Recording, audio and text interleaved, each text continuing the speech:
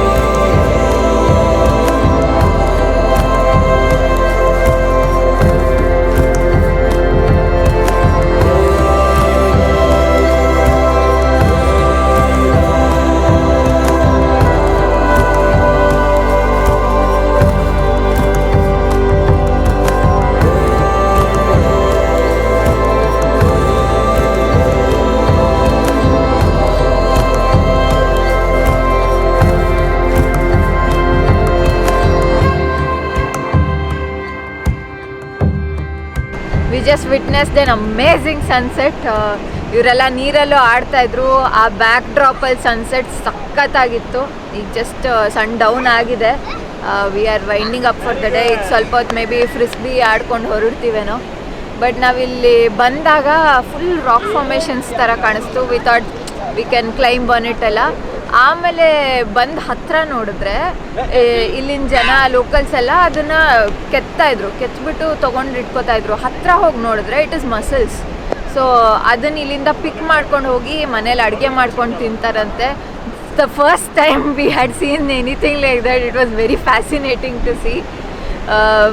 ಮತ್ತು ಇಲ್ಲಿಂದು ಒಂಥರ beach it's not just restricted to one side, ಎಲ್ಲ ಕಡೆ ಸ್ಪ್ರೆಡ್ ಆಗಿದೆ, ಹಿಂದೆ ಹೋಗಿದೆ. ಸೊ ಆ sand formations it's very interesting. ಬರೀ ಹಿಂದೆ ಹೋಗಿರೋದು ಅಂತಲ್ಲ, ಇಲ್ಲೆಲ್ಲನೂ ಒಂಥರ ಸ್ಯಾಂಡಲ್ಲೇ ರಿಪಲ್ಸ್ ಆಗಿದೆ. ಮತ್ತು ಅಷ್ಟೊಂದು ಮಸಲ್ಸ್ ಇಲ್ಲಿ ಇರೋದ್ರಿಂದ ಅದ್ರ ಒಳಗೆ ಆ ಆರ್ಗ್ಯಾನಿಸಮ್ ಹೋಗಾದ್ಮೇಲೆ ಆ shells it is wash to the shore and ಅದೇ ಒಂದು ಲೈನ್ ಎಲ್ಲ ಆಗಿದೆ. It's beautiful. ನಾನು ಒಂದಷ್ಟು ಶೆಲ್ಸ್ ಎಲ್ಲ ಕಲೆಕ್ಟ್ ಮಾಡ್ಕೊಂಡಿದ್ದೀನಿ. I don't know what I do with it, but I love collecting it.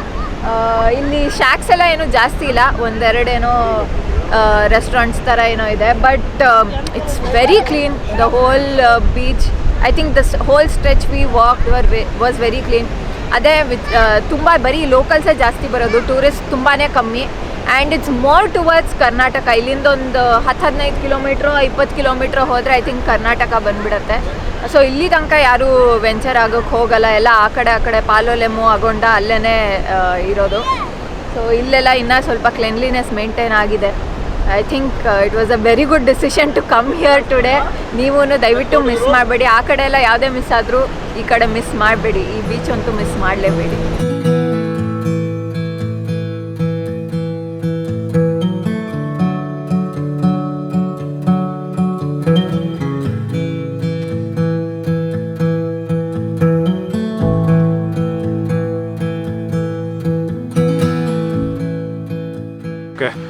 Beach vibes ಎಲ್ಲ ಮುಗಿಸ್ಕೊಂಡು ಗೋವಾದಲ್ಲಿ ಈಗ ಒಂದು ದೇವಸ್ಥಾನಕ್ಕೆ ಬಂದಿದ್ದೀವಿ. ಈ ದೇವಸ್ಥಾನದ ಹೆಸರು ಮಲ್ಲಿಕಾರ್ಜುನ ದೇವಸ್ಥಾನ ಅಂತ. ನಾವಿರೋ ಜಾಗದಿಂದ ರಾಜ್ಬಾಗ್ ಬೀಚಿಂದ ಒಂದು 20 ಮಿನಿಟ್ಸ್ ಆಟೋ ರೈಡ್ ಅಷ್ಟೇ. ನಾವೆಲ್ಲ ಆಟೋಲ್ಲೇ ಓಡಾಡ್ತಾ ಇದ್ದೀವಿ. ನಾವು ಗ್ರೂಪಲ್ಲಿದ್ದೀವಿ. ಸೊ ನಮಗೆ ಗಾಡಿ 1000 ರೂಪಾಯಿ ಹೇಳ್ತಾ ಇದ್ದಾರೆ ಒಂದು ದಿನಕ್ಕೆ. ಬರ್ತಲ್ಲ ಅಂತ ಅನ್ನಿಸ್ತು. ಸೊ ಒಂದು ಆಟೋ ಮಾತಾಡಿಕೊಂಡು ಅವ್ರು ಎಲ್ಲಿಗೆ ಹೋದರೂ ಅವರಿಗೆ ಫೋನ್ ಮಾಡಿ ಅವ್ರ ಜೊತೆ ಬರ್ತಾಯಿದ್ದೀವಿ. And I think this is one of the most beautiful temples we have seen. Looks very cute. Obviously ಒಳಗಡೆ ಶೂಟ್ ಮಾಡೋಕ್ಕೆ ಬಿಡಲ್ಲ. ಹೋಗಿ ದರ್ಶನ ಮಾಡಿಕೊಂಡು ಹೇಗಿದೆ ಅಂತ ಹೇಳ್ತೀವಿ. It's very inviting.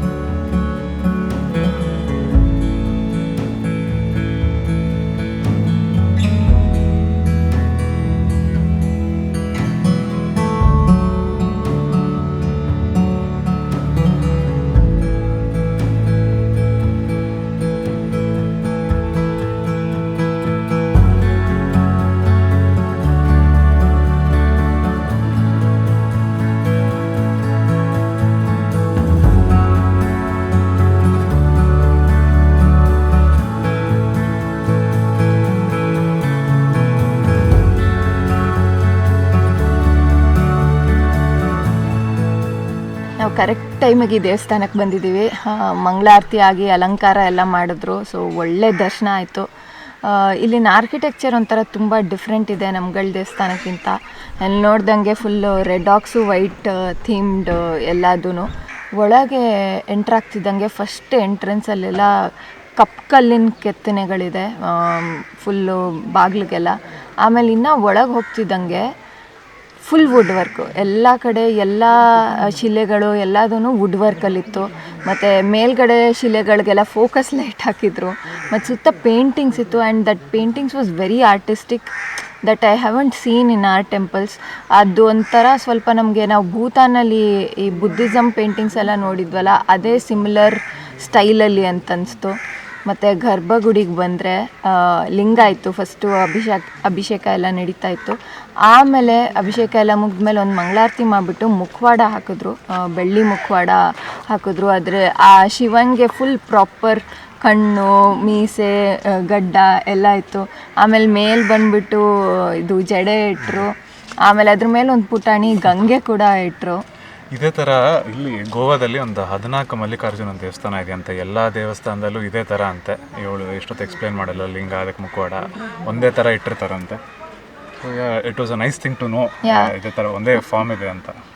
ಮತ್ತು ಸುತ್ತ ಆವರಣನೂ ತುಂಬ ಚೆನ್ನಾಗಿ ಮೇಂಟೈನ್ ಮಾಡಿದ್ದಾರೆ. It's very clean, it's very calm and peaceful.